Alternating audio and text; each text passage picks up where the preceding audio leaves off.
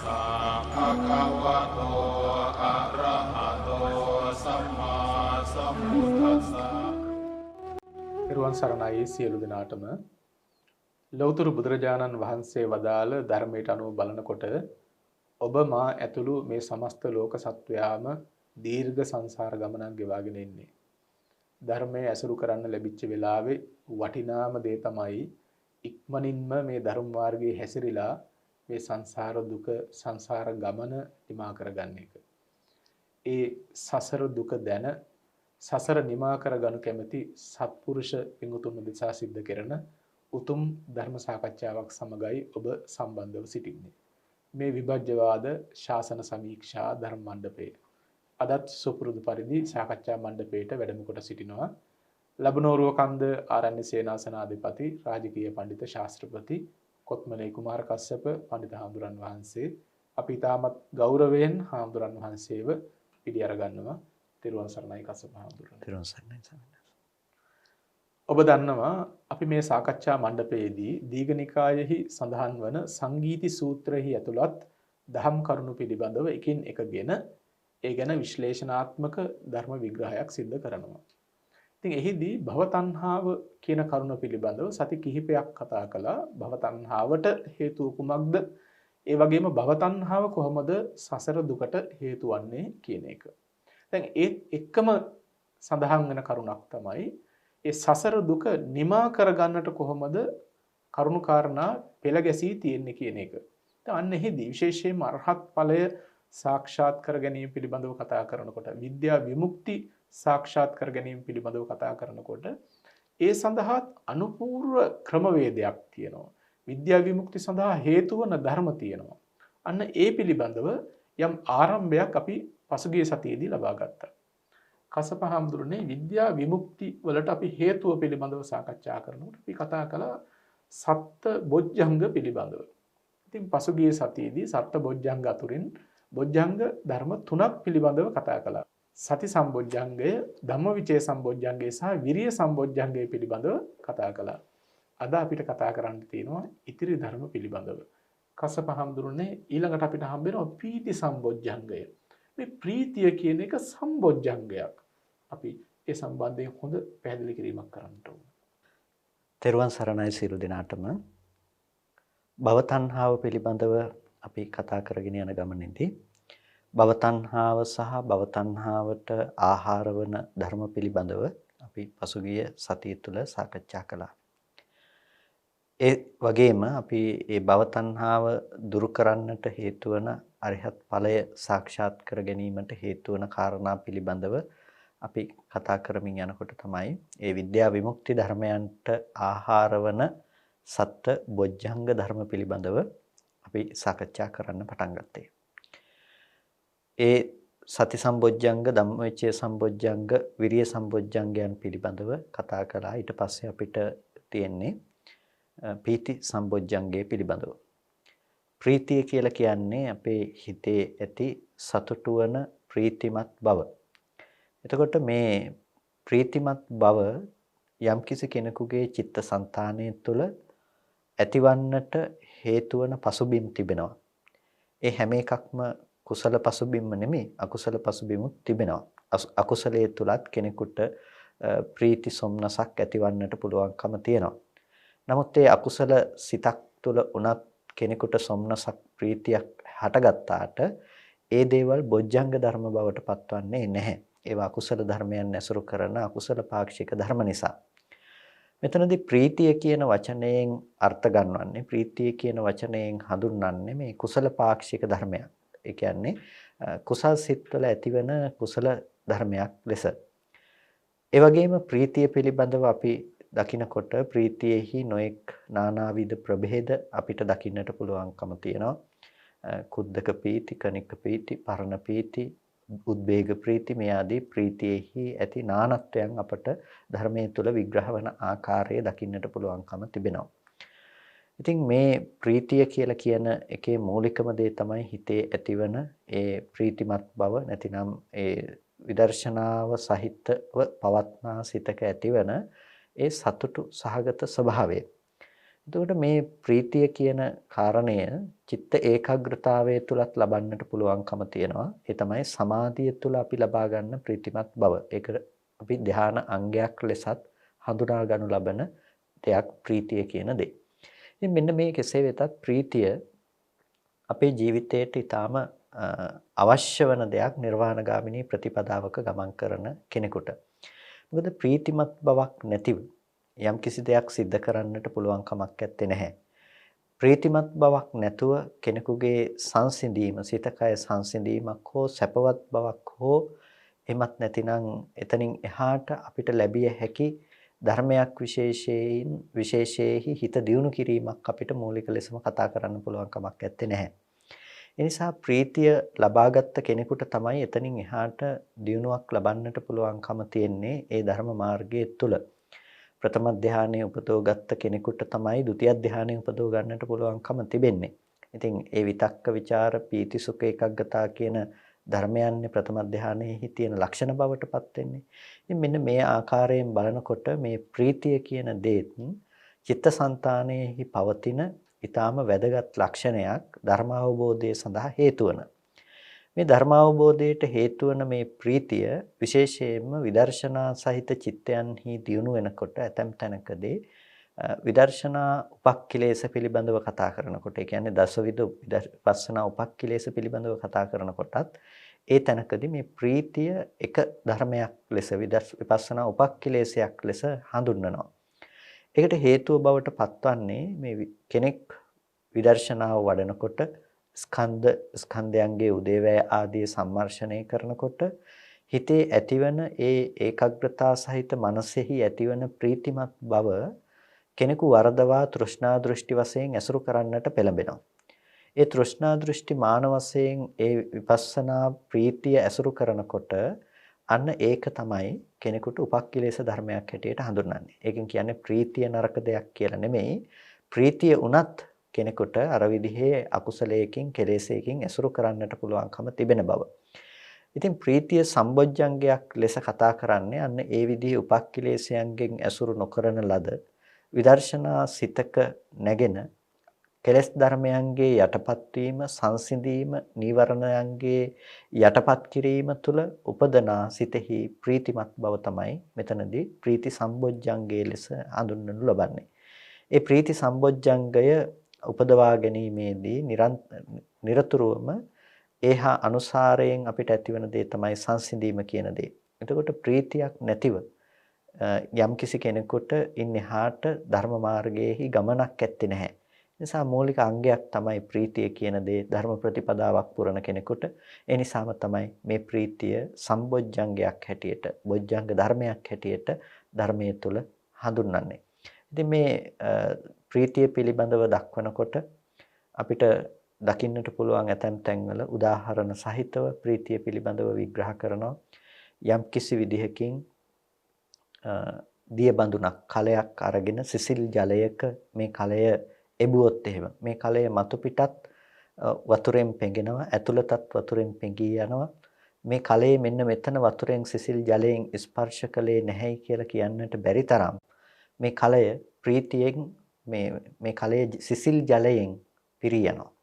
එතකොට අන්න ඒ වගේ මේ ප්‍රීතිමත් බව ඉපදුණු පුද්ගලයාට ඒකාග්‍රතාව සහිත මනසක ප්‍රීතිය කියන දේ ඉපදුණු පුද්ගලයාට මෙන්න මේ තැන ඔහුගේ කයෙහි ප්‍රීතියෙන් පිනා ගියේ නැහැයි කියන්නට බැරි තරම් අධිකතර සිතෙන් ඇති කරන ප්‍රීතිමත් බවක් පිළිබඳවයි කතා කරන්නේ. ඒක පංචකාම සහිත දෙයක ඇතිවන తాවකාලික සන්තුෂ්තිය ඉක්මවා ගියපු දෙයක් තමයි මේ ශාසනය කතා කරන ප්‍රීතිමත් බව කියලා කියන්නේ. ඒක මුළු කාම ලෝකයේම ඇති අග්‍රතම ඵලය විඳින වසවත්ති මාරයාගේ පවත්නා ඒ විෂය පරාසයත් ඉක්මවා ගියපු ඊටත් වඩා අධිකතර ප්‍රීතිමත් භාවයක් පවතින තැනක් තමයි මේ කතා කරන ප්‍රීතිය කියන තැන. ඒ ප්‍රීතිය සම්බොජ්ජංග ධර්මයක්. ඒක නිර්වාණය අවබෝධ කර ගැනීම සඳහා අත්‍යවශ්‍ය වන බොජ්ජංග ධර්මයක් ලෙසයි ධර්මයේ තුල විග්‍රහ කරන්නට පුළුවන්කම තියෙන්නේ.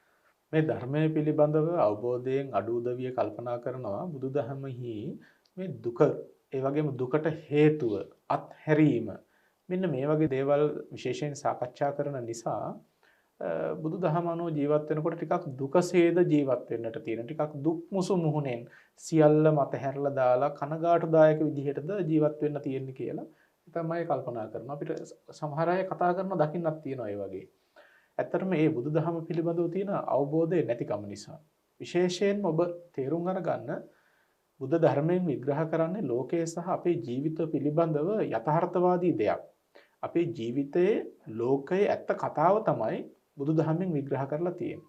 ඒතොර යම්කිසි කෙනෙකුට මේ බුද්ධ ධර්මය අනුව ලෝකයේ පිළිබඳව යථාර්ථවාදී ඥානයක් ඇති කරගන්න පුළුවන් නම් ඒ අය ඊටමත් සුවසේ ඊටමත්ම ප්‍රබෝධමත් සිතින් තමයි වාසය කරන්නේ. දැන් මේ කස්පහඳුර පැහැදිලි කළ පීති සම්බොජ්ජංගය පිළිබඳව කතා කරනකොට මේ පීති සම්බොජ්ජංගය කියන එක නිකම්ම උපදින දෙයක් නෙමෙයි.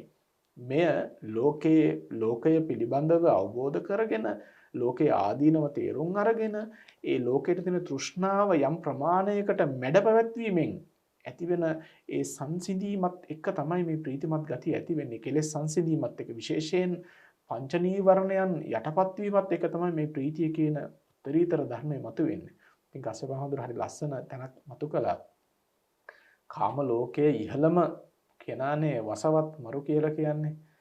ඉතින් මේ වසවත් මරුටවත් පීති සම්බොජ්ජංගයෙන් ලැබෙන ප්‍රීතිය ලබන්න පුළුවන් කමක් නැහැ. ඒ ඔහු ලබන සැපයටත් වඩා අධිකතර සැපතක් තමයි පීති සම්බොජ්ජංගයෙන් ලැබෙන්නේ.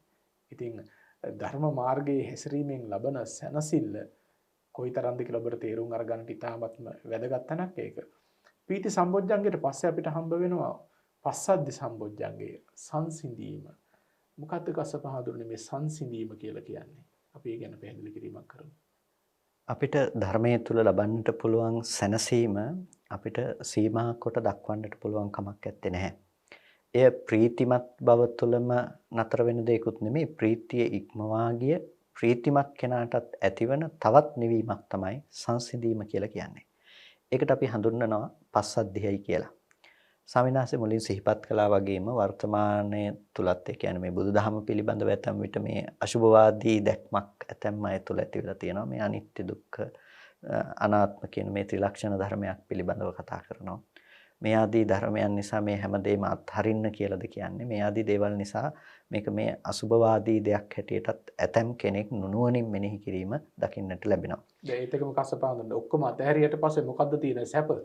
ඒක ඊළඟට ඇති වෙන ගැටලුව. ඒක තමයි ඊළඟට ලෝකෙට ඇති වෙන ගැටලුව. ඉතින් මේක පටිසෝතගාමී දැක්මක් කියන්නට බොහෝ දෙනෙක් දන්නේ නැහැ. ඒ වගේම අර මේකට හොඳට මාකට් කිරීම සඳහා යොදා ගන්න වචන දෙකක් අර නෙගටිව් තින්කින් සහ පොසිටිව් තින්කින් කියලා මේක පාවිච්චි කරමින් මේ බුදුදහම තුළ විස්තර කරන්නේ හැම වෙලාවකදීම මේ නෙගටිව් තින්කින්. එතකොට මේ ඒක ඒ මානසික මට්ටම තුළ ඇති කරන්නේ මේ ඔක්කොම වැඩක් නෑ මේවා එපා කියලා කියන එක නේද කියලා ඇතම් කෙනෙක් සමහර වෙලාවට මේ පිළිබඳව විවේචනය කරනවා. මේ පිළිබඳව වැරදි විදිහේ වටහා ගැනීමක වාසය කරනවා.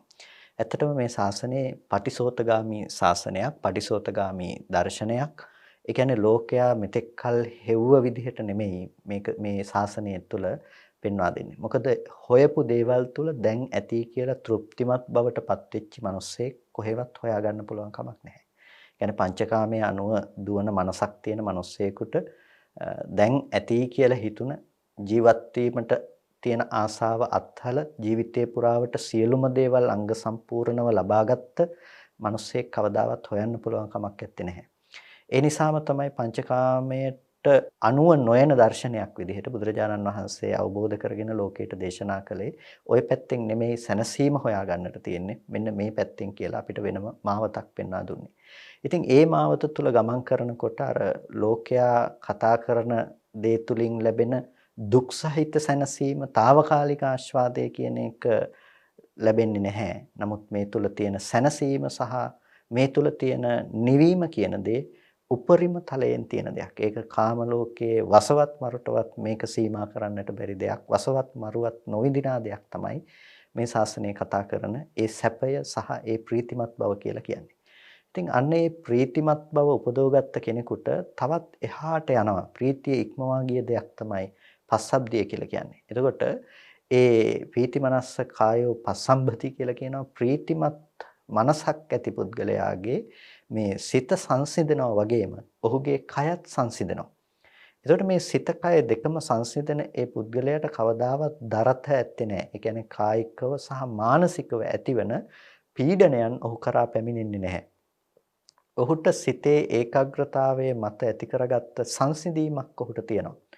අන්නේ සංසිඳීම කියන දේ හරි අපූර්වයි. ඒ සංසිඳීම කියන දේ හරි නිශ්චලත්වයට පත්වීමෙන් ලැබපු සැනසීමක්.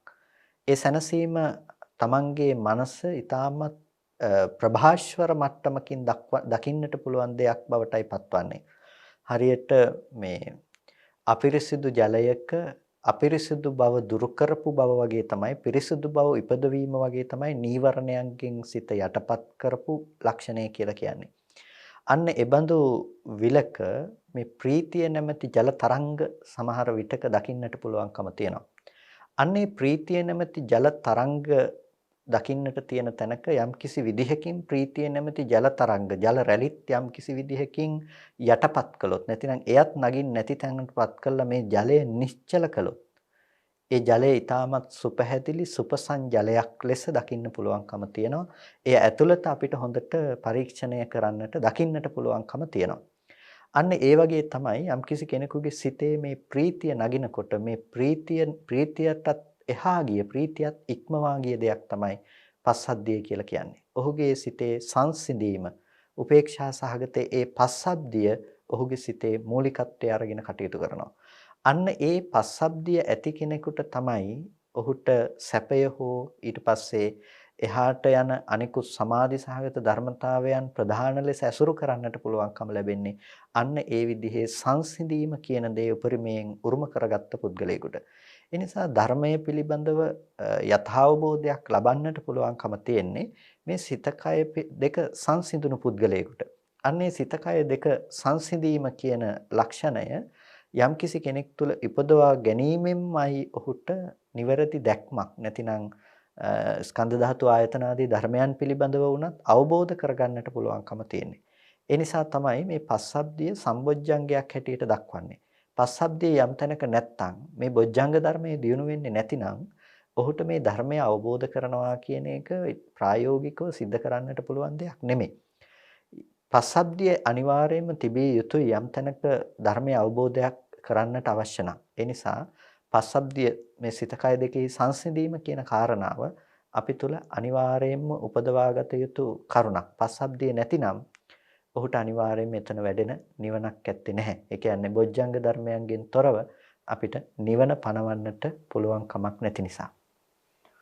බුදුරජාණන් වහන්සේ වදාළ ධර්මයේ කොයිතරම් සුවකාමී ධර්මයක්ද? පංචකාමයන්ගෙන් පීඩා නොකරන, කෙලෙසුන්ගෙන් පීඩා නොකරන, අතිශයින් උපශාන්ත චිත්තසංතානයකින් ලබන සැනසෙල්ල කොයිතරම්ද කියලා හිතන්නවත් පුළුවන්කම තියනවාද? මේ පීති සුඛ ඒකග්ගතා කියලා අපි ප්‍රථම ධානය පිළිබඳව කතා කරනකොට කියනවා. ප්‍රීතිය, සැපය, ඒකාග්‍රතාවය මේ කොයිතරම්නම් උත්තරීතර ධර්මයන්ද? ඉතින් මේ ධර්ම මාර්ගයේ හැසිරෙන යෝගාවචරයාට හමුවන උතුම්ම සම්දිස්ථානයන් මේවා. මේ පිළිබඳව හොඳ අවබෝධයක් තියෙන එක ඊටාමත් වැදගත් දෙයක්, විශේෂයෙන්ම ධර්ම මාර්ගයේ ගමන් කරන උදවියට. කසපහඳුන් අපි පස්සද්ධි සම්බොජ්ජංගය පිළිබඳව කතා කළේ. සංසිඳීම පිළිබඳව. දැන් ඊළඟට තියෙනවා සමාධිය. සමාධි සම්බොජ්ජංගය. මොකද මේ ප්‍රීතිය, පස්සද්ධිය, සමාධිය මේ අතර තියෙනව නේද යම්කිසි සම්බන්ධතාවයක්. අපි පිළිබඳව සාකච්ඡා කරමු. පැහැදිලිවම මේ හිතක් වැඩෙන අනුපූර්ව පිළිවෙලක් සහ හිතක් වැඩෙන ක්‍රමවේදයක් තමයි මේ තුල කතා කරන්නේ. නැතිනම් බොජ්ජංග ධර්මයන් ලෙස අපි මේ සාකච්ඡා කරන්නේ. එතකොට අපි කිව්වා ප්‍රීතිය තියෙන කෙනාගේ පීති මනස්ස කායෝ පස්සම්බති කියලා. ප්‍රීතිය තියෙන කෙනාගේ මේ සිත කය ආදී මේ ධර්මය සංසිඳෙනවා. එතකොට ඒ පස්සද්ධ කායෝ සුඛං වේදයිති. පස්සද්ධ කය ඇති පුද්ගලයා නැතිනම් ප්‍රශබ්දිය ලබාගත් පුද්ගලයා සැපය කියන කාරණාව උරුම කොට පවතිනෙක් බවට පත් වෙනවා. ඔහුගේ සංසිඳීම කියන දෙයම තමයි ඔහුගේ සැපය. කාමයේ තුල උපදිනා සැපය සිතුවිලි ඇවිස්සීම වැඩි වෙන තරමට තමයි එතන සැපේ තියෙන්නේ. ඉතින් ඒක බොහොම తాවකාලිකව උරුම කරගන්න දෙයක්. හිත වික්ෂේපයට පමුණවන දෙයක්. නමුත් මෙතනදී මෙහි සැපය කියන දේ උරුම වෙන්නේ. සැපේ කියන දේ ලැබෙන්නේ සංසිඳීම කියන දේ සමග. එතකොට මේ සංසිඳීම ඇති තැනක තමයි මේ සැපේ තියෙන්නේ. ඒක කොයි වෙලාවකවත් අකුසලයන්ගෙන් අවුස්සා දමන බවක් දකින්නට පුළුවන් කමක් නැහැ. අන්න ඒ සැපය තිබුණ තැනක ඇතිවන දෙයක් තමයි ඒ සුඛිනෝ චිත්තං සමාධියති. සැපවත් පුද්ගලයාගේ තමයි හිත සමාධිමත් වෙන්නේ. ඒකට මේ සැපවත් පුද්ගලයාගේ හිත සමාධිමත් වෙනවා කියනකොට මේ කියන්නේ මේ කාමාදී මේ ධර්මයන්ගේ සැපය ධනය හම්බ කරලා දැම්මට මේ ධනෙ තියනවා කියලා ඇති කරගන්න මනෝභාවයක් මේ සැපයි කියලා කියන තැනක ඔහුගේ හිතේ සමාධිය උපදිනවා කියන එක නෙමෙයි. මේ කතා කරන්නේ පිළිවෙලකට අර ධර්ම ප්‍රතිපදාවක් වඩ아가ගෙන යනකොට ඒ තුල ඇති වෙන විපස්සනා සහිත මානසික ප්‍රීතිය, ඒ වගේම ඒ ප්‍රීතිමත් මනසක් නිසා උපදින සංසිඳීම නිසා ඔහු තුල ඇතිවන සැපය කියන දේ පදනම් කරගෙන තමයි කෙනෙකුගේ හිත සමාධිගත වෙන්නේ. එතකොට හිතේ ඒකාග්‍රතාවයක් උපදින්නේ. ඒ ඒකාග්‍රතාවයේ ඉපදීමට නම් අනිවාර්යයෙන්ම ඔහු තුළ තියෙන්නට ඕන දෙයක් තමයි ඒ සැපය කියන දේ. ඒ සැපය තියෙන්නට නම් අනිවාර්යයෙන්ම ඔහු තුළ තියෙන්නට අවශ්‍ය දේ තමයි පස්සද්ධිය කියන එක. ඒ නිසා මේ කාරණා එකිනෙකට සම්බන්ධ කරුණු. ඒ කියන්නේ මේ ප්‍රතිපදාවක් වැඩෙනකොට දියුණු වන මනසක තිබෙන ලක්ෂණ. යම්කිසි කෙනෙකුට සමාධිය උපදින්නේ නැත්නම් ඔහුගේ හිත ඒකාග්‍රගත වන්නේ නැතිනම් ඒකට හේතුවක් තියෙනවා එහෙමනම්. ඒ හේතුව තමයි ඔහුගේ හිතේ සැපසහගත බවක් නැහැ. සැපසහගත බවක් නැහැ කියලා කියන්නේ ඒ හිතේ ධර්මය අනුව ගියපු ධර්මයේ තුල වැඩුණු සැපසහගත බවක් නැහැ. සැපසහගත බවක් නැති වෙන්නේ හේතුව තමයි සංසිඳීමක් නැහැ. සංසිඳීමක් නැති ධර්මයේ තුල උපදවගත්ත ප්‍රීතියක් නැතිකම. නිසා මේ ධර්මයන්ගේ ඔහුගේ හිත වැඩෙන්නට අවශ්‍යයි ක්‍රමානුකූලව. මේ ධර්මයන්ගේ ඔහුගේ හිත දියුණු වෙන්නට අවශ්‍යයි පිළිවෙලින්. ඒ නිසා අන්න ඒ විදිහට යම්කිසි කෙනෙකුගේ සිත කය සංසිඳෙනකොට ඔහුට ලැබෙන දෙයක් තමයි එතනදී සැපය කියන දේ. අන්න ඒ සැපය පදනම් කරගෙන තමයි සමාධිය උපදින්නේ. සමාධියක් ඉපදුණු කෙනාට ඒ සමාධිය කියන දේ චිත්ත ඒකාග්‍රතාවය. එතකොට ඒ චිත්ත ඒකාග්‍රතාවයේ හේතු වෙන්නෙම යථාර්ථවාදී දර්ශනයකට අවශ්‍ය මූලික පසුබිමක් විදිහට. අන්න ඒ නිසා තමයි මේ සමාධිය පිළිබඳව දක්වලා ඊට පස්සේ දැන් සුඛිනෝ චිත්තං සමාධියති කිව්ව සමාහිතෝ යථා භූතං පජානාති කියලා කියන්නේ. සමාහිත කෙනා තමයි ඌ පරිදි යථා භූත වූ ස්වභාවය දකින්නට පුළුවන්කම තියෙන්නේ. ඒ කියන්නේ ඇත්ත ඇති හැටියට අවබෝධ කරගන්නට පුළුවන්කම තියෙන්නේ අන්න ඒ යථාර්ථවාදී දර්ශනයක් තිබුණ කෙනාට. එතකොට ඒ යථාර්ථවාදී දර්ශනය පවත්වන්න පුළුවන් සමාහිත හිතක මිසක අසමාහිත හිතක නෙමෙයි. ඒ නිසා නිවන් දැකීම සඳහා මේ කරුණු ටිකක් ඍජුව බලපානවා කියලා කිව්වේ. මේ කරුණු අපිට අත්‍යවශ්‍යයෙන් අපේ සිතේ දියුණු කරගන්නට අවශ්‍යයි. ඒ නිසා සමාධිය පිළිබඳව අපිට කතා කළත් බොහොම ප්‍රදේශයක් තියෙනවා අපිට කතා කරන්නට. සමාධිය කොහොමද අපි උපදවගන්නේ? සමාධියට සප්පාය මොනවද? සමාධියට අසප්පාය මොනවද කියලා අපිට කෙනෙකුගේ හිතක් සමාධි කරගන්නට යනකොට ඒ සමාධිය උපදවා ගැනීමේදී ඔහුට හාත්පස අවශ්‍ය වන කරුණු කාරණා පිළිබඳව අපිට වෙනම කතා කරන්නට පුළුවන්කම තියෙනවා. අපිට මෙතනදී ඒ පිළිබඳව කතා නොකලත් අපිට ඉදිරියේදී ඒ පිළිබඳව බොහොම ප්‍රතුලව කතා කරන්නට පුළුවන්කම තියෙනවා. බොජ්ජංග විග්‍රහයක් ඉදිරියේදී අපිට ලැබෙන නිසා. නමුත් මෙතනදී මූලික ලෙසම අපි තේරුම් ගත යුතු දේ තමයි මේ ධර්ම මාර්ගය තුල නැතිනම් මේ ප්‍රතිපදාව තුල අපිට නිර්වන අවබෝධ කරගන්නට යනකොට නැතිනම් භව තෘෂ්ණාව ඉවත් කරලා දාලා විද්‍යා විමුක්ති සාධනයේ සඳහා ආහාර බවට පත් වෙන බොජ්ජංග ධර්මයන් දියුණු වෙනවා නම් අපේ හිතේ මේ ලක්ෂණ ටික අනිවාර්යයෙන්ම දියුණු වෙන්නට අවශ්‍යයි. එතන අනිවාර්යෙන් මේ සමාධිය කියන අංගයට මූලිකත්වයක් හිමි වෙනවා. ඒ සමාධිය කියන අංගය නිකම්ම ඇති උනේ නැහැ. තව අර වගේ අංග රාශියක් සමග උපන්න දෙයක් ලෙසයි ඒ සමාධිය කියන දේ පැවතුනේ. අන්න ඒ නිසා මෙතනදී ඒ සමාධිය කියන දෙයට ප්‍රධානත්වයක් හිමි වෙනවා. සමාධිය සම්බොජ්ජංග ධර්මයක් ලෙස හඳුන්වනවා. ඔබට හමු වුණාද ඉතාමත් වැදගත් තැනක් ඒ පැහැදිලි කිරීමත් එක්ක. ධර්ම මාර්ගයේ සහ මේ පංචකාම මාර්ගයේ ගමන් කරනකොට තියෙන වෙනස පිළිබඳව. දැන් කසපහඳුර හරිම ලස්සනට පැහැදිලි කළා. ධර්ම මාර්ගයේ ගමන් කරනකොට ප්‍රීතිය උපදිනවා. ඒ ප්‍රීතියත් එක්ක පස්සද්ධිය උපදිනවා. සංසිඳීම උපදිනවා. පස්සද්ධියත් එක්ක ඊට පස්සේ සමාධිය උපදිනවා කියන කාරණාව. දැන් මේ ධර්ම මාර්ගයනේ. දැන් මේකම බලන්න පංචකාම සහිත මේ තෘෂ්ණා මාර්ගය කොහොමද කියලා. තෘෂ්ණා මාර්ගයේ ගමන් කරනකොට දැන් ඉන්ද්‍රියන්ට රස අරමුණු ගැටෙනකොට පංචකාම සම්පත්තීන් සියල්ල තමාගේ කරගන්නකොට එතනත් ප්‍රීතිය කියන ධර්මතාවයක් තියෙනවා. හැබැයි ඒ ප්‍රීතියත් එක්ක පස්සද්ධිය ඇති වෙන්නේ නැහැ. හිත කයේ සංසිඳීම ඇති වෙන්නේ නැහැ. ඒ වෙනුවට එහි ඇති වෙන්නේ තව තවත් එවිස්සීමක්. ඊළඟට බලන්න ධර්ම මාර්ගයෙන් ඇති වෙන ප්‍රීතියත් එක්ක පස්සද්ධිය ඊළඟට සමාධිය හිත තැම්පත් වෙනවා. හැබැයි පංචකාම නිශ්චිත මේ තෘෂ්ණා මාර්ගයේ ගමන් කරනකොට ඒ ප්‍රීතිය නිසා හිත කය සංසිඳීම ඇති වෙන්නේත් නැහැ. එයින් චිත්ත ඒකාග්‍රතාවයක් ලැබෙන්නේත් නැහැ. හිත තව තවත් වික්ෂිප්ත වෙලා තව තවත් කෙලෙස් අරමුණු වලටම වැටිලා දුකටම මාවත විවර කරගන්නවා. හරි අපූර්ව තැනක් අසපාදුරුනේ ධර්ම මාර්ගය සහ මේ අධර්ම මාර්ගය කියන එක පැහැදිලි කරගන්නකොට මේ කොයිතරම් දේවල් තේරුම් අරගන්නට තියෙනවද කියන එක. දැන් සමාධි සම්බොජ්ජංගයට පස්සේ ඊළඟට අපිට හම්බෙන්න තවත් විශිෂ්ටතම කාරණාවක් තමයි උපේක්ෂා සම්බොජ්ජංගය කියන එක. මදහත්කම, උපේක්ෂාව. කසපාදුර මෙතන කෙනෙකුට අපහැදිලි වෙන්න පුළුවන්. මක් නිසාද දැන් ඕනම කෙනෙක් හිතන්නේ මේ සැපයන්නේ වටිනාම දේ. දැන් සැපය වෙනුවට ලැබෙන්නේ උපේක්ෂාව. දැන් උපේක්ෂාව නිකන් මදිද කියලා කෙනෙකුට හිතෙන්න පුළුවන්. හැබැයි ධර්ම මාර්ගයේ එය අති විශිෂ්ටතම අවස්ථාවක්. අපි ඒ ගැන පැහැදිලි කරන්නට ඕන. උපේක්ෂාව කියන දේ වැදගත්ම දෙයක්. උපේක්ෂාව කියන දේ තමයි ප්‍රීතිය ඉක්මවා ගිය, සැපේ ඉක්මවා ගිය ධර්මයක් බවට පත් වෙන්නේ. එතකොට උපෙක්ඛකෝච විහෙරති සතිමා සුඛ විහාරී කියලා වචන තුනක් දැක්කන මේ උපේක්ෂා සහිතව සිහියෙන් වාසය කරන එක නා තමයි සැපයෙන් වාසය කරන්නේ කියලා දක්වන්නේ. එතකොට මේ උපේක්ෂාව කියන දේ මේ ශාසනයේ ප්‍රධාන ලෙස කතා කරන දෙයක්. උපේක්ෂාව කියනකොට අපි කෙලෙස් සහිතව කෙනෙක් හඳුනන, කෙනෙක් දකින උපේක්ෂාවක් තියෙනවා. ඒ කියන්නේ කිසිම දෙයක් පිළිබඳව රාග වශයෙන් හරි, ද්වේෂ වශයෙන් හරි, ඇලීම් ගැටීම් ආදී දෙයකින් තොරව මදහත් සිතක පැවැත්ම අපි හඳුනා ගන්නවා උපේක්ෂාවයි කියලා. ඒකට අපි කියනවා අදුක්ඛම අසුඛ කියලා. අදුක්ඛම ඒ කියන්නේ දුකද නොවන, සැපද නොවන ධර්මයක් හැටියටත් උපේක්ෂාව හඳුනා ගන්නවා. ඒකට මෙන්න මේ මදහත් බව, මේ පවතින උපේක්ෂාව අපි මීට පෙර සාකච්ඡා කළා අවිද්‍යා අනුසයෙන් අනුසය වන තැනක්. ඒ උපේක්ෂාව කියන දේ අවිද්‍යාව යෙදෙන තැනක් කියලා. හැබැයි මෙතනදී අපි කතා කරනවා උපේක්ෂාව බොජ්ජංග ධර්මයක් විදිහට.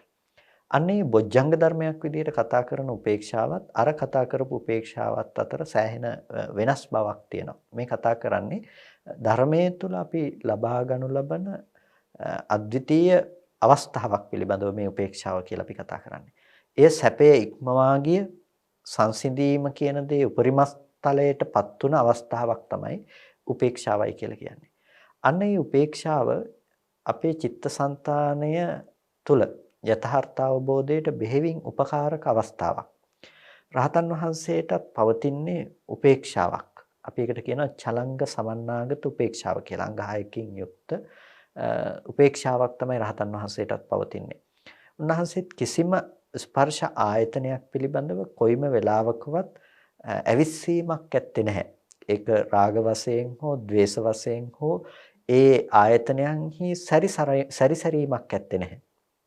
ඒ ස්පර්ශ ආයතනයන්හි ඥාන සංප්‍රයුක්ත බවින් උපේක්ෂා සහගතව වාසය කරනවා. එතකොට අන්න ඒ ස්පර්ශ නිරෝධය සාක්ෂාත් කළ රහතන් වහන්සේටත් පවතින දෙයක් තමයි උපේක්ෂාව කියලා කියන්නේ. එතකොට අපිට දකින්නට පුළුවන් මේ උපේක්ෂාවෙහි තියෙන වැදගත්කම මොනතරම් දෙයක්ද කියලා. ඒ උපේක්ෂාව අර රූපාදී ආරම්මණයන්හි අපි හිතේ ඇති කරගන්න සතුට කියන දේ ඉක්මවාගේ දෙයක් තමයි ඒ ස්පර්ශ ආයතනයන්හි Nirodha සාක්ෂාත් කිරීම තුළ සිතෙහි ඇතිවන උපේක්ෂා සහගත බව කියලා කියන්නේ. ඒක මේ ලෝකේ කිසිම වචනයකින් විග්‍රහ කරන්නට බැරි තරමේ ඒකට සැපයක් කියන දේ පාවිච්චි කරන්නට පුළුවන්. හැබැයි ඒ සැපය වේදනාවකින් පනවන්නට පුළුවන් දෙයක් නොවන තරමේ දෙයක් තමයි ඒක. ඒකට අපි කියනවා අවේදිත සුඛ කියලා. එතකොට මේ ස්පර්ශ මෙතනදී උපේක්ෂාව කියන දේ ඊටාම වැදගත් දෙයක්. ඒ උපේක්ෂාවට පදනමක් තමයි, උපේක්ෂාවට මාවතක් තමයි මෙතනදී මේ කතා කරන උපේක්ඛා බොජ්ජංගයක් කියලා කතා කරන්නේ. උපේක්ෂා සහගත බොජ්ජංගයක් කියලා කතා කරන්නේ. මේ ඒ ඵලය ප්‍රතිලාභ කිරීම සඳහා, ඒ ඵලය ලබා ගැනීම සඳහා මාර්ගයක් විදිහට යම්කිසි කෙනෙක් දෙයක් දියුණු කරනවා, මාර්ගයක් අනුගමනය කරනවා. ඒ මාර්ගය අනුගමනය කරනකොට අර සියලු ආරම්මණයන්හි ඔහුට උපේක්ෂාව එළඹ සිටින බවක් තියෙනවා ඔහුගේ ඥාන සංප්‍රයුක්ත මානසිකාරය නිසා. අන්නේ ඥාන සංප්‍රයුක්ත මානසිකාරය නිසා ඔහු වෙත පවත්නා උපේක්ෂා සහගත සිත තමයි මෙතනදී උපේක්ෂා සම්බොජ්ජංගයයි කියලා හඳුන්වන්නේ. ඒ කියන්නේ ඒ බෝධියට අවබෝධයට ආසන්නතම හේතු වන කාරණාවක් බවට පත්වන දෙයක් තමයි මේ උපේක්ෂාව කියලා කියන සම්බොජ්ජංග ධර්මය. මේ උපේක්ෂාව යම්කිසි සිතක නැතිනම් යම්කිසි సంతානයක මේ උපේක්ෂාව කියන දේ දියුණු වෙන්නේ නැතිනම් අපිට කිසිම විදිහකින් පුළුවන් කමක් නැත්තේ නැහැ.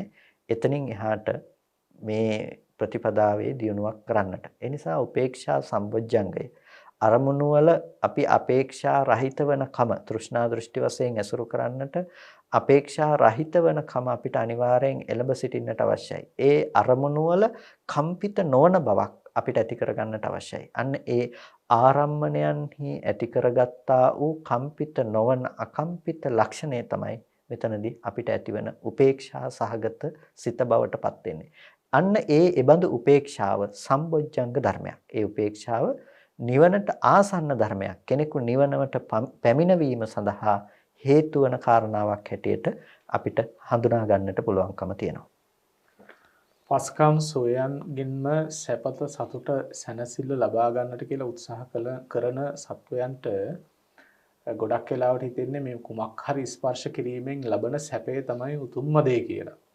නමුත් මේ ධර්ම මාර්ගයේ ගමන් කරනකොට ඒ ලබන निराமிස සැපය පවා තෘෂ්ණාව දුරු කිරීමෙන් ලබන පංච නීවරණ ධර්මයන් දුරු කිරීමෙන් ලබන ඒ निराமிස සැපය පවා ඕලාරික දෙයක්, ඊටත් වඩා ශාන්තිකර දෙයක් තමයි උපේක්ෂාව කියලා කියන්නේ. ඒ කොයිතරම් ප්‍රණීත අවස්ථාවක්ද කියලා පැහැදිලි වෙනවා විශේෂයෙන් ත්‍රිපිටකයේ සහ විශේෂයෙන් රහතන් වහන්සේලාගේ ප්‍රකාශනයන් දිහා බලනකොට උන්වහන්සේලා චතුර්ථ ධ්‍යානයට සංවැදිලා එහි තියෙන ශාන්තිදායක බව පිළිබඳව විග්‍රහ කරන තැන්වලදී. ඉතින් ඔබ නැවත වතාවක් මේ මුලට පොඩ්ඩක් ගිහිල්ලා කල්පනා කරලා බලන්න. අපි කතා කළා සති සම්බොජ්ජංගය, සිහිය පිළිබඳව කතා කළා, ධම්මවිචේ සම්බොජ්ජංගය, විරිය සම්බොජ්ජංගය. මේ බොජ්ජංග තුන ගැන පසුගිය සතියේදී සාකච්ඡා කළා. දැන් අද කතා කළා පීති සම්බොජ්ජංගය, පස්සද්ධි සම්බොජ්ජංගය, සමාධි සම්බොජ්ජංගය සහ උපේක්ඛා සම්බොජ්ජංගය කියලා. මෙන්න මේවට කියනවා සත්ත බොජ්ජංග ධර්ම කියලා. මෙන්න මේ සත්ත බොජ්ජංග තමයි හේතු වෙන්නේ විද්‍යා විමුක්ති සාක්ෂාත් කර ගැනීම සඳහා, උතුම් වූ අරහත්වයට පත්වීම සඳහා. කසපහඳුරන දැන් සත්ත බොජ්ජංග ගැන කතා කරනකොට සත්ත බොජ්ජංගයන්ටත් හේතු තියෙනවා. බුදුරජාණන් වහන්සේ කොහොමද මේ පිළිබඳව දේශනා කළා තියෙන්නේ? සත්ත බොජ්ජංග ධර්මත් අනාහාර කොට නොකියනවා. මම සත්ත බොජ්ජංගත් ආහාර සහිත වූවක් කොට පනවනවායි කියලායි භාග්‍යවතුන් වහන්සේ දේශනා කළේ. සත්ත බොජ්ජංගයන්ට ආහාර බවට පත් වෙන්නේ සතර සතිපට්ඨානය. සතර ස්ථානයක පවත්වන සිහිය තමයි සත්ත බොජ්ජංග ධර්ම ප්‍රතිලාභයට ආහාරයන් සපයන්නේ. නැතිනම් ඊට පරිසරය, ඊට අවස්ථාව සලසා දෙන්නේ සතර සතිපට්ඨානය. සතර සතිපට්ඨානය කාය, වේදනා, චිත්ත, ධම්ම කියන මේ ස්ථානයන් හතරෙහි පවත්වන සිහිය. එතකොට කයෙහි කය අනුව යම් මානසිකාරයක් පවත්වනවා නම් මේකට කියනවා කායानुපස්සනාව කියලා. ඒ වගේම වේදනාව අනුව යන සිහියක් යම් කිසි කෙනෙකු පවත්වනවා නම් වේදනාවන්හි වේදනාව අනුව බලන බවක් තියෙනවා නම් ඒකට කියනවා වේදනානුපස්සනාව කියලා. ඒ වගේම අපිට චිත්තය අනුව බලන බව, සිත අනුව සිත අනුව බලන කමට කියනවා ඒ චිත්තේ චිත්තානුපස්සනාව කියලා.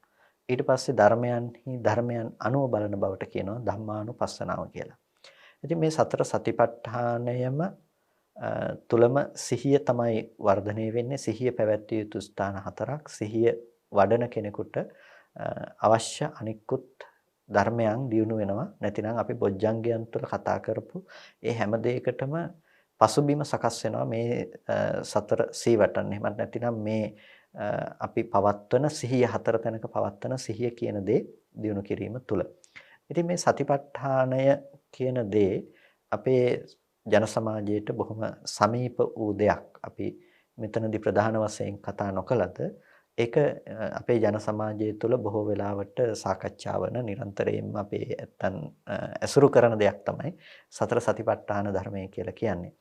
ඉතින් සතර සතිපට්ඨානය අපේ ඉතිහාසයේ ඉඳලම අපේ ජන සමාජයට බොහොම ලං වූ දෙයක්. මොකද අපි මේ මෑත කාලේ ඉන වෙනකොට අපි බොහෝ ස්ථානවල තියෙන මේ පුස්කොළ පොත් ආදී පරිශීලනය කරනකොට අපි දකින දෙයක් තමයි මේ වැඩිපුරම දකින්න පුළුවන් සතිපට්ඨාන සූත්‍රයේ හැම තැනකදීම අනිවාර්යෙන් එක පොතක් හරි සතර සතිපට්ඨාන සූත්‍රයේ තියෙනවා. ඇතැම් තැන්වල පොත් කිහිපේ තියෙනවා. ඒ කියන්නේ අපේ ජන සමාජය තුළ නිතර පාවිච්චි වන දෙයක් තමයි සතර සතිපට්ඨානය කියන එක. ඒ නිසා මේ සතර සතිපට්ඨානය අපි මෙතනදී මේ මාතෘකාවේදී අමුතුවෙන් විස්තර නොකලත් බොජ්ජංග ධර්මයන්හි දියුණුව සඳහා හේතු වන දෙයක් තමයි මේ සතර සතිපට්ඨානය කියලා කියන්නේ. එතකොට කය අනුව බලන සිහිය, වේදනාව අනුව බලන සිහිය, පවත්වන සිහිය, සිත අනුව පවත්වන සිහිය, නිවර්ණාදී ඒ ධර්මයන් අනුව පවත්වන සිහිය කියලා මේ සිහිය අපි බෙදා දක්වනවා. එතකොට මේ සිහිය තුළ අන්තිමේටම කොහෙන් ගියත් අපිට උදේවැය ඥාන දර්ශනයේ උපදින ආකාරයට තමයි මේ ස්ථාන හතරෙහිම පවත්වන සිහිය අන්තිමේටම යොමු වෙලා තියෙන්නේ. එතකොට ඒ විපස්සනා සහිත ඥාන දර්ශනයක් උපදවා ගන්න පුළුවන් වෙන විදිහට තමයි සතර සතිපට්ඨානය පෙළ ගැස්විලා තියෙන්නේ. ඉතින් යම්කිසි කෙනෙක් කයෙහි කය අනුව බලාගෙන මානසිකාරය කළත්, කෙස්ලොම් නියදත් ආදී කියන දේ තුළ ඉඳලා ඔහු ආරම්භ කළත්, ඔහු නතර වෙන්නේ අන්තිමේටම සමුදය ධම්මානුපස්සීවා, වය ධම්මානුපස්සීවා, සමුදය වය ධම්මානුපස්සීවා කායස්මින් විහෙරති කියන තැනදී ඒ කියන්නේ උදේවැය දර්ශනයේ තුළ ළඟින් තමයි ඔහුගේ ඥාන දර්ශනය අවසාන වෙන්නේ. ඉතින් ඒ නිසා මම හිතනවා අපිට ඉදිරියේදී සතිපට්ඨානය කියන දේ කතා කරන්නට ලැබෙන නිසා මෙතනදී ඊට වඩා වැඩි විග්‍රහයක් අවශ්‍ය වෙන්නේ නැහැ කියලා මේ කාරණා පිළිබඳව අපි පැහැදිලි කරගැනීමේදී ආතාපි සම්පජානෝ සතිමා විනය්‍ය ලෝකේ අවිජ්ජා දෝමනස්සං. කෙලස් තවන වැර ඇතිව ආතාපි සම්පජානෝ සම්‍යක් ප්‍රඥාවෙන් යුක්තව සතිමා හොඳ සිහියෙන් යුක්තව විනය්‍ය ලෝකේ අවිජ්ජා දෝමනස්සං. ලෝකයේ දැඩි ලෝභය සහ ද්වේෂය විනයනය කරනවා, හික්මවනවා. මෙහෙම තමයි සතර සතිපට්ඨාන සූත්‍රයේදී විග්‍රහ වෙන්නේ. කසපහඳුනේ සතර සතිපට්ඨානය හේතු වෙනවා සප්ත බොජ්ජංගයන්ට. දැන් කොහොමද සතර සතිපට්ඨානය කොහොමද පටන් ගන්නෙ? මේකට හේතුව මොකක්ද? කොහොමද බුදුරජාණන් වහන්සේගේ පැහැදිලි කිරීම? සතර සතිපට්ඨානය කියන එක සමාධි ප්‍රතිලාභය පිණිස පවතින ප්‍රධානම දේ. එතකොට අපි දන්නවා සමාධියට කලින් කෙනෙකු සතුව තිබිය යුතු අංගය මොකක්ද කියලා. ඒ තමයි ඔහු සතුව තියෙන්නට අවශ්‍යයි මූලිකම සංවරය කියන දේ. එතකොට ඒ කායික වාචසික සංවරය සහ ඊට ඔබින මානසික සංවරය කියන දේ කෙනෙකු සතුව නැතිනම් ඔහුට පුළුවන් කමක් නැත්තේ නැහැ සතර සතිපට්ඨානය කියන දේ දියුණු කරන්නට. ඒ නිසා මෙතනදී අත්‍යවශ්‍ය දෙයක් තමයි ත්‍රිවිධ සුචරිතය කියන දේ. ඒ ත්‍රිවිධ සුචරිතය ආහාර කොට තමයි සතර සතිපට්ඨානයේ පවතින්නේ. කියන්නේ සතර සතිපට්ඨානයට හේතු වෙන්නේ මොකද්ද කියලා කෙනෙක් ඇහුවොත් අපිට කියන්නට වෙන්නේ ත්‍රිවිධ සුචරිතය කියන දේ. මොකද සමාධියට උපස්තම්භක වන සතිපට්ඨානයේ රඳා පවතින්නෙම ත්‍රිවිධ සුචරිතය තුළ හැසිරෙන පුද්ගලයෙකුට. ඒක වැඩෙන්නේ නැහැ දුස්චරිතවත් පුද්ගලයෙකු තුළ. සිතෙන්, කයින්, වචනයෙන් දුස්චරිතයන්හි හැසිරෙන පුද්ගලයෙකු තුළ සතිපට්ඨානය දියුණුවටපත් වෙන්නේ නැහැ.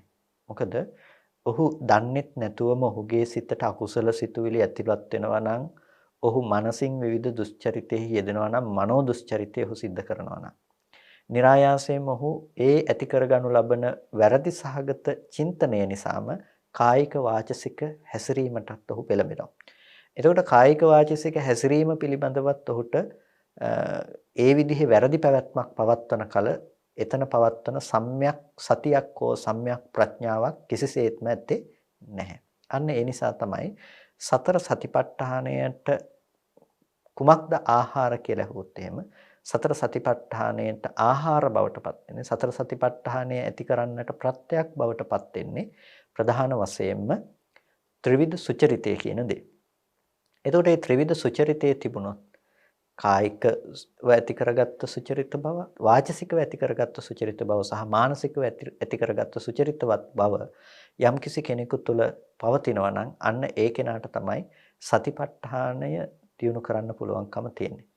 එතකොට කෙනෙක් මූලික වශයෙන්ම පෙළඹෙන්නේ සිත කය වචනය සංවර කරගන්න තැනට. ඒ කියන්නේ සිල්වත් වෙන්න තමයි බලන්නේ. දැන් අපි මේ කතා කරගෙන එන්නේ අග ඉඳලා මුලටනේ මේකින් එක කතා කරගෙන එන්නේ. එතකොට මේ ශාසනයේ කෙනෙකුට අර විද්‍යා විමුක්තිය ආදී ධර්මයන් ප්‍රත්‍යක්ෂ කරගන්න යනකොට නැතිනම් ප්‍රඥාවේ අවසානයේ කරා ළඟා වෙනකොට ඒ කෙනාට මේ මධ්‍ය අංගයේ විදිහට තමයි අපි සමාධි ප්‍රතිලාභයට අවශ්‍ය කාරණා පිළිබඳව අපි පැහැදිලි කරගන්නට යෙදුනේ.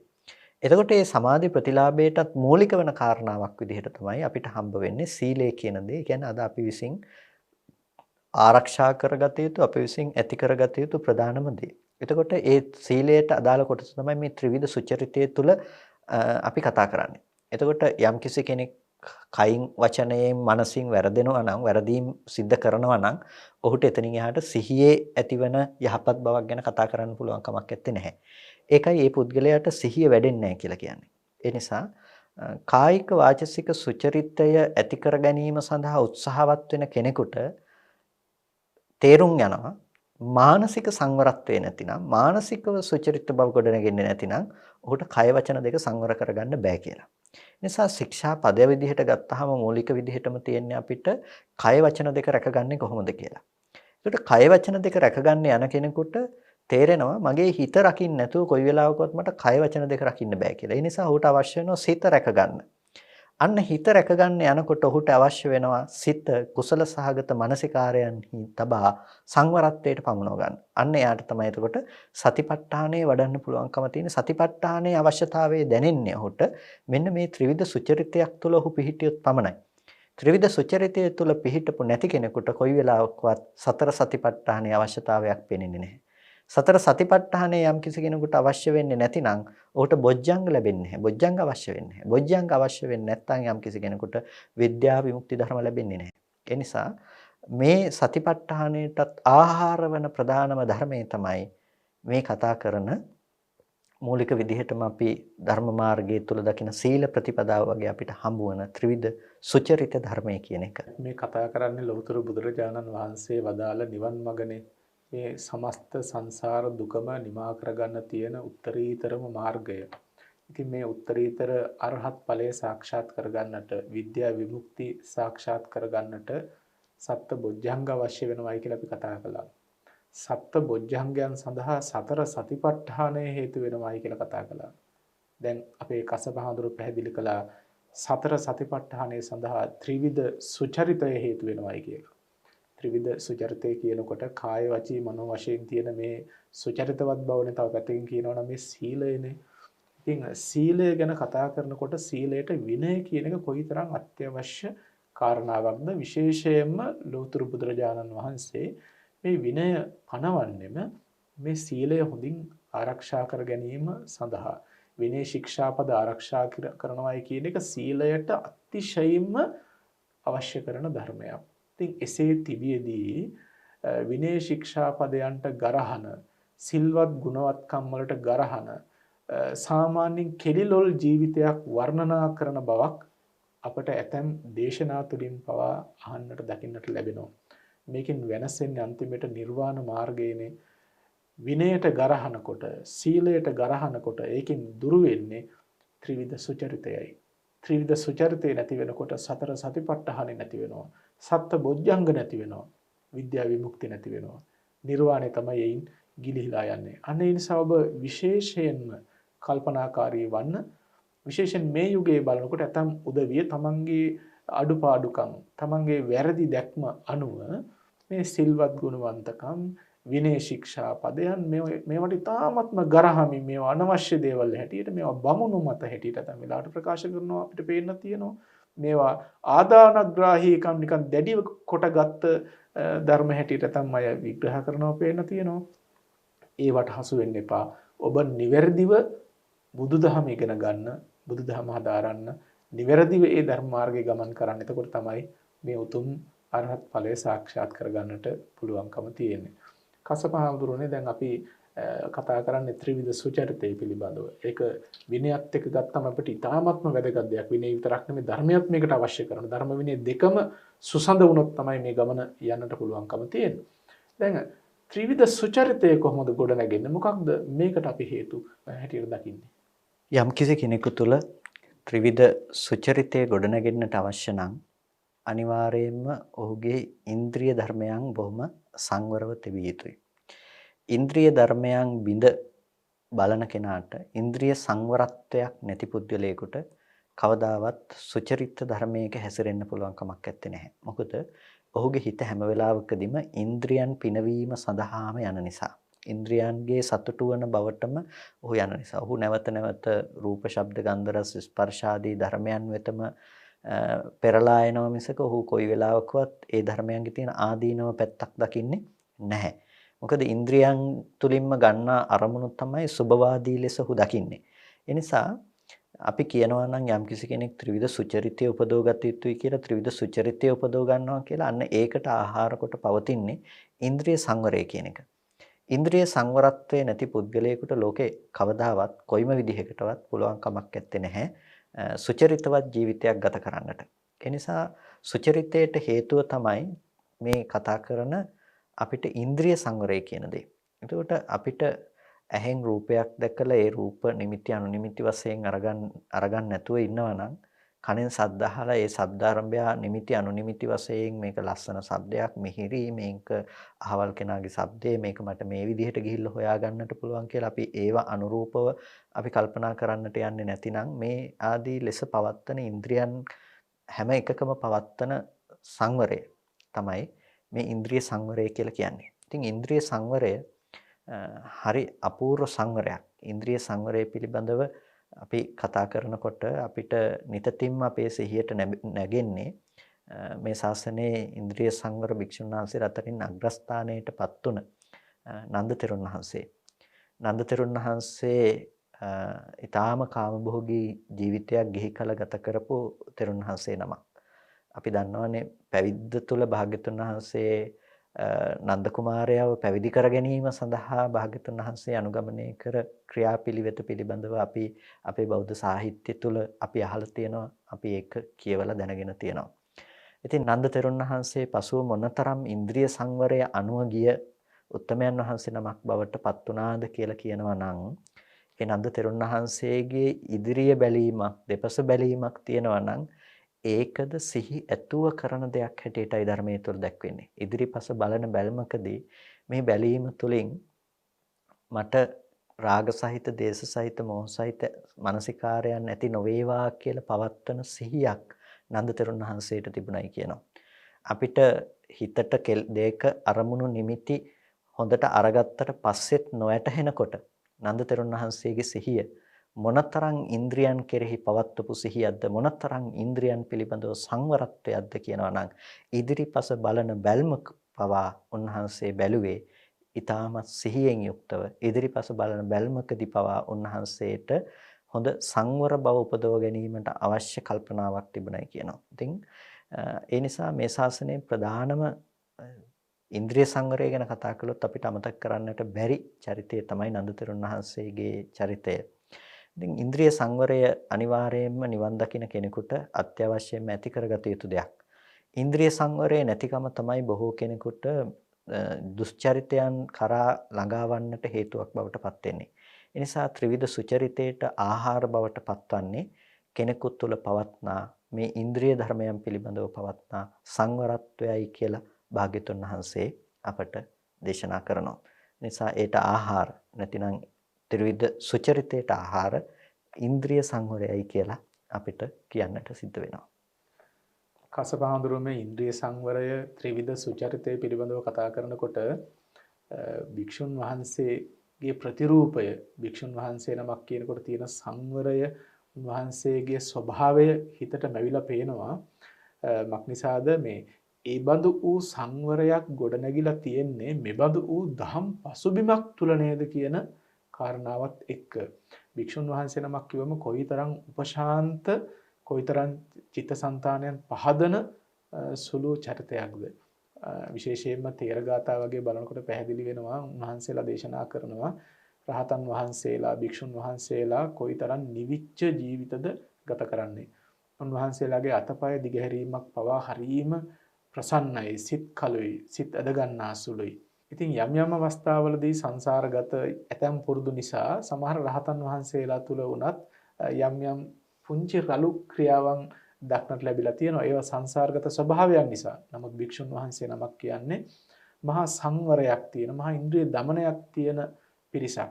භික්ෂුන් වහන්සේලා විතරක් නෙමෙයි, උපාසක උපාසිකාවන් පිළිබඳව සොයා බැලුවත් ඒ ධර්ම මාර්ගයේ හැසිරෙන සංවර පිරිස ගත්තම ඒ අය ඊ타ත්ම ශාන්ත පිරිසක්, බොහොම තැම්පත්, බොහොම නිවිච්ච පිරිසක්. අන්න මෙන්න මේ දහම් කරුණුත් එක්ක, මෙන්න මේ දහම් ප්‍රතිපදාවත් එක්ක තමයි ඒ බඳු ඒ චරිතයන් ගොඩ නැගෙන්නේ. මම ඔබට විශේෂයෙන් මේ කරුණු කාරණා මතක් කළේ ඇතම් වෙලාවට අපිට වර්තමාන සමාජය තුළ දක්නට ලැබෙනවා මේ භික්ෂු ප්‍රතිරූපය විනාශ කරන සුළු දේශනාවන්. තම තමන්ගේ තියෙන දුර්වලකම් වසා ගැනීම සඳහා ඒ ධර්මය වශයෙන් ඉදිරිපත් කිරීමට ඇතම් වෙලාවට උත්සාහවත් වෙන බවකුත් පේන්නට තියෙනවා. ඉතින් ඔබ හොඳින් තේරුම් අරගන්න, නිවැරදිව ධර්මය තේරුම් අරගන්නට නම් ත්‍රිපිටක ධර්මය හොඳින් කියවා ගන්නට ඕන. එබඳු ධර්මයන් ශ්‍රවණය කරන්නට ඕන. කසපාමුදුරනේ ඉන්ද්‍රිය සංවරය පිළිබඳව අපි කතා කළා. දැන් ඉන්ද්‍රිය සංවරය කොහොමද ගොඩනගෙන්නේ? අපි ඒ සම්බන්ධයෙන් සාකච්ඡා කරන්නට ඕන. ඉතින් අපිට ඉන්ද්‍රිය සංවරය පිළිබඳව සාවින්නාස කතා කරනකොට භික්ෂුවකගේ මූලිකම සංවරත්වය තමයි ඉන්ද්‍රිය සංවරය කියලා කියන්නේ. ඉන්ද්‍රිය සංවරයවත් නැති පුද්ගලයෙකුට එතනින් එහාට ගුණධර්මයක්, සුචරිතාදී ගුණධර්මයන්ගේ පිහිටා සිටීමක් කෙසේවත් සිද්ධ වෙන්නේ නැහැ. ඉතින් අර සාවින්නාස සිහිපත් කළා වගේම අපේ සමාජය තුළ අද දවසේදී භික්ෂුන් වහන්සේලා තුළ ඇතැම් ධර්මයේ කියලා අධර්මයේ දීප්ත කරන්න උන් අතර පවා ප්‍රධාන වශයෙන් දකින්නට තියෙන දෙයක් තමයි මේ සීලය, ඉන්ද්‍රිය සංවරය, මේ ආදී ගුණධර්මයන්ට කරන පහර දීම. මේවා බ්‍රාහ්මණ මත ලෙස දැක්වීම. ඇතැම් වෙලාවකට මේ ත්‍රිපිටකයේ තියෙන පරස්පරතාවයන් පිළිබඳව කතා කිරීම. මේ වගේ තැන් අනුසාරයෙන් අපිට බලනකොට ආධ්‍යාත්මික අසංවරත්වය තමාගේ ජීවිතය තුළ පිළිබිඹු කරන ඇත්තවුන් සමහර වෙලාවට මේ සංවරත්වය සහ සුචරිතාදී ධර්මයන්ට ගර්හා කරන ආකාරය, සීලයට ගර්හා කරන ආකාරය, විනයට ගර්හා කරන ආකාරය අපිට දකින්නට පුළුවන්කම තියෙනවා. ඉතින් ඒ නිසා ඇතැම් වෙලාවට මේ අද කාලෙදී මේවා වෙනස් වෙන්නට ඕනේ. ආදී ලෙස නොඑක් සංකල්පනා ඇතැම් අය ඉදිරිපත් කරනවා. ඉතින් මේවා අපිට මේ ඉන්ද්‍රිය සංවරයේ පිණිස හෝ සීලය හෝ භික්ෂුන් වහන්සේ නමකට අදාළ කායික වාචසික මානසික සංවරය, සුචරිතයේ ත්‍රිවිධ සුචරිතයේ කියන තැන ඉක්මවා ගිය මට්ටමක්. ඒ නිසා ඒවා සුදුසු දේවල් නෙවෙයි. මොකද මේ ප්‍රස්තුතිය අපිට කතා කරන්නට වෙන්නේ විශේෂයෙන්ම ස්වාමීන් වහන්සේ දැන් ගිහියෙකුට අදාළ සුචරිතය වෙනමම අපිට කතා කරන්නට වෙනවා. පැවිද්දෙකුට අදාළ සුචරිතය අපිට වෙනමම කතා කරන්නට වෙනවා. මේ ඔක්කොම එක නෙමෙයිනේ. මොකද පැවිද්දගේ ඉන්ද්‍රිය සංවරය නෙමෙයි කාමභෝගී ගිහියෙකුට තියෙන. ඔක්කොටම නිවන් ප්‍රතිපදාව ආර්ය අෂ්ටාංගික මාර්ගය එක වුණාට මේ හැමෝටම අනන්‍ය වුණ සංවරත්වයක් තියෙනවා. ඒ අනුව තමයි මාර්ගය බොහොම පහසුවෙන් පුරා ගන්නවද නැද්ද කියන එක තීරණය වෙලා තියෙන්නේ. භික්ෂුන් වහන්සේට පැවිද්ද කියන එක අහස වගේ වෙලා තියෙන්නේ. නැත්තම් කසවන්ද ගිහි පැවිදි වෙනසකුත් නැහැනේ. දෙකක් ඕනේ නැහැ නේ. එහෙනම් භූමි දෙකක් අවශ්‍යත් නැහැ. ඒ නිසා මේ කාරණාව අපි බොහොම නුවණින් දකින්නට ඕන දෙයක්. ඒ නිසා මේ ගිහියා සහ පැවිද්දා අතර පැහැදිලි වෙනසක් සීලය, විනය, හික්මීම, සංවරත්වය තුළ අපිට දකින්නට පුළුවන්කම තියෙන්නට ඕනේ. ඉතින් මේ ඉන්ද්‍රිය සංවරයට හේතුව පිළිබඳව අපිට හොයාගෙන යනකොට අපිට දකින්න පුළුවන් ප්‍රධානම දේ තමයි සතිය සහ සම්පජඤ්ඤය කියන එක. සතිය සම්පජඤ්ඤය තිබුණොත් තමයි ඉන්ද්‍රිය සංවරය තියාගන්න පුළුවන්කම තියෙන්නේ. කියන්නේ ඉන්ද්‍රිය අපිට කොයි වෙලාවකවත් සංවරය පවත්වා ගන්නට බෑ ඉන්ද්‍රියන් පිළිබඳව අපේ සිහිය සහ නුවණ නැත්තම්. අපිට අරමුණු එනවා යන්නේ දන්නෙත් නැත්තම්, අරමුණු යනවා දන්නෙත් නැතිනම් අපි කොහොමද අරමුණු පිළිබඳව හොඳ නරක විදිහටවත් විනිශ්චයට ලක් කරන්නේ? ඒ නිසා යම්කිසි කෙනෙකුගේ මනෝභාවය තුළ සංවරත්වය ඇති කරගන්නට අවශ්‍ය නම්, අනිත් ඉන්ද්‍රිය ධර්මයන් පිළිබඳව පැතිරුණු සංවරයක් තියාගන්නට අවශ්‍ය නම්, ඒ කෙනාට අත්‍යවශ්‍යම අංගය තමයි සිහිය සහ නුවණ කියන එක. එතකොට මේ සිහිය සහ නුවණ කියන එකත් නිකම්ම ඇතිවන ධර්මයක් නෙමෙයි. සිහිය සහ නුවණ කියන එක නුනුවණින් මෙනෙහි කරන කෙනෙකුට පවත්වන්න පුළුවන් දෙයක් නෙමෙයි. කියන්නේ මෝඩකමින් හිතන කෙනෙකුට පවතින දෙයක් නෙමෙයි. ඒක මනාව නුවණින් මෙනෙහි කරන කෙනෙකුට. ඒ කියන්නේ යෝනිසෝ මනසිකාරයේ තියෙන කෙනෙකුට ඇතිවන දෙයක්. ඒ නිසා තමයි සතියට සහ සම්පජඤ්ඤයට කුමක්ද ආහාරය කියලා අහනකොට යෝනිසෝ මනසිකාරයේ තියෙන තැනක තමයි සිහිය සහ නුවණ කියන දේ ඇති වෙන්නේ. ඒ නිසා සිහිය සහ නුවණ ඇතිවීමට යෝනිසෝ මනසිකාරය අනිවාර්යයෙන්ම පැවතිය යුතුයි. අපේ සිත පිළිබඳව පවත්වන නුවණින් අපි නිතරම බලාගෙන ඉන්නකම නුවණින් ඒ පිළිබඳව කරන මානසිකාරය අනිවාර්යයෙන්ම අපි තුල තියෙන්නට ඕනේ. ඉතින් මේ යෝනිසෝ මානසිකාරයේ පවත්වන්න පුළුවන් කමක් නැත්තේ නැහැ. ශ්‍රද්ධාව නැති පුද්ගලයෙකුට. ශ්‍රද්ධාව කියලා කියන්නේ ඇදහිීම කියන දේ, පිළිගැනීම කියන දේ නැති කෙනෙකුට.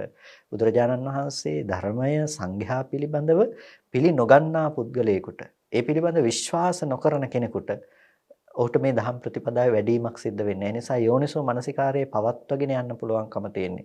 නොපිරිහෙලා තමන්ගේ හිත පිළිබඳව මේ කටයුතු කරන්න පුළුවන්කම තියෙන්නේ ශ්‍රද්ධාව තිබුණොත් විතරයි. ඒ නිසා යෝනිසෝ මනසිකාරයට හේතුව තමයි, පදනම තමයි ශ්‍රද්ධාව කියන දේ. එතකොට ශ්‍රද්ධාව කියන එකත් ආහාර සහිත දෙයක්. නැතිනම් ශ්‍රද්ධාව කියන දේත් නිකම්ම ඇති වෙන දෙයක් නෙමෙයි. ඒකටත් අවශ්‍ය දෙයක් තියෙනවා. ඒ තමයි සද්ධර්ම ශ්‍රවණය කියලා කියන්නේ. සත්පුරුෂයන්ගේ දැකීමෙන් පස්සේ සද්ධර්ම ශ්‍රවණය කළා සද්ධර්ම ශ්‍රවණය ලැබුණොත් තමයි කෙනෙකුට ශ්‍රද්ධාව උපදින්නේ. එතකොට අපිට පේනවා සමාජය තුළ ශ්‍රද්ධාව නැති පුද්ගලයන් මොනතරම් බහුල වෙනවද කියලා. බුදුරජාණන් වහන්සේ පිළිබඳව, ධර්මයේ පිළිබඳව, සංඝයා පිළිබඳව ඇතැම් පුද්ගලයන් විසින් හඳුන්වා දෙන ආකාරය, කතා කරන ආකාරය දැක්කහම ඔවුන්ගේ සිත තුළ ශ්‍රද්ධාව කියන දේ හාංකවිසයක්වත් ගෑවිලා නැති බව අපිට පේනවා. ඉතින් ශ්‍රද්ධාව කියන දේ නැත්තේ මොන හේතුවක් නිසාද කියලා හොයලා බලන කෙනෙකුට දකින්න පුළුවන්කම තියෙන්නේ ශ්‍රද්ධාව නැත්තේ සද්ධර්ම ශ්‍රවණය ලැබිලා නැති නිසා. සද්ධර්ම ශ්‍රවණය ලැබුණොත් ඒ ආහාර කොට තමයි ශ්‍රද්ධාව කියන දේ පවතින්නේ. සත්පුරුෂයන් ආශ්‍රය කළොත් සත්පුරුෂයන් තුළින් තමයි සද්ධර්මය අපිට අහගන්න ලැබෙන්නේ. ඉතින් අසත්පුරුෂයන් ඒ වෙනුවට ආශ්‍රය කරොත් අසත් ධර්මයේ තමයි අපිට අහන්න ලැබෙන්නේ. අසත් ධර්මයේ අහන්න ලැබුණොත් අශ්‍රද්ධාව තමයි දියුණු වෙන්නේ. එතකොට ඔහුට ඉන්ද්‍රිය සංවරය දියුණු වෙන්නේ නැහැ. ඒ නිසා වැදගත්ම දේ බවට පත් වෙන්නේ අද පටන් ගන්නට අපිට සිද්ධ වෙන්නේ සත්පුරුෂ සංසේවනය තුළ. ඒ නිසා සීලාදී ගුණධර්මයන්ට ගරහා කරන අසත්පුරුෂ සංසේවනයේ ඈත් කොට සත්පුරුෂ සංසේවනයේ උපදවා ගැනීම තුළ තමයි කෙනෙකුට ශ්‍රද්ධාව දියුණු කරගන්නට පුළුවන්කම තියෙන්නේ. ඒ ශ්‍රද්ධාව දියුණු කර ගැනීමෙන් තමයි කෙනෙකුට ඉන් එහාට පවත්නා යෝනිසෝ මනසිකාරාදී ගුණධර්මයන්ගේ දියුණුව ලබා ගන්නට පුළුවන්කම තියෙන්නේ. මේ සියල්ලම අහගෙන ඉන්නකොට අවසාන වශයෙන් හිතෙන්නේ සතං සමාගමෝ හෝතු යාව නිබ්බානපත්තිය. නිර්වාණය සාක්ෂාත් කරගන්න තුරුම සත්පුරුෂ සේවනයේම ලැබේවා කියන ප්‍රාර්ථනාව නැවත වතාවක් සිහි වෙනවා. සත්පුරුෂ ආශ්‍රය නැති වෙච්ච ගමන් අසත්පුරුෂ ආශ්‍රයයට වැටිච්ච ගමන් අවසානයේ කෙලවර වෙන්නේ අප්‍රමාණ සංසාර දුකට වැටිලා. සත්පුරුෂයෝ තමයි වඩාත්ම වැදගත් වෙන්නේ. සත්පුරුෂ ධර්මය අහන ලැබෙන්නේ එතකොටයි. ඒ තුලින් තමයි ශ්‍රද්ධාව ඇති වෙලා ඔබේ නිවන් මඟ සම්පූර්ණ කරගන්නට පුළුවන්කම තියෙන්නේ. ඒ නිසා නැවතත් ඔබ සිහිපත් කරගන්න. ඔබ තුනුරුවන් වන්දනාමාන කළ අවස්ථාවවලදී කරන ප්‍රාර්ථනාව සතං සමාගමෝ හෝතු යාව නිබ්බානපත්තිය. ඒ උතුම් ප්‍රාර්ථනාව නැවතත් සිහිපත් කරගන්නට කියලා සිහිපත් කරමින් අදට කාල වේලාව අවසන් කොට ඇති නිසා සාකච්ඡා මණ්ඩපය නිමවටපත් කරනවා.